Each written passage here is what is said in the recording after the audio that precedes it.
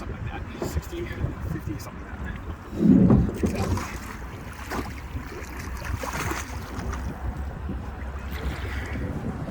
Let's get out there before all these people go.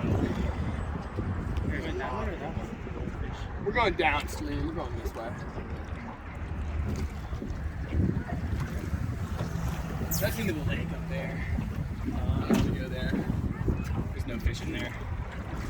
The fish like the current, so they need some oxygen, and their best source of oxygen is fastish moving water. So they kind of hang out in the current where it's moving, and they're just looking downstream.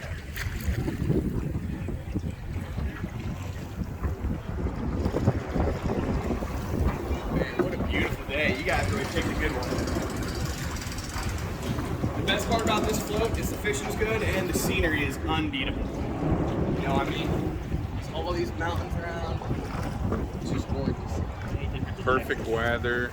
Oh yeah, weather could not be better.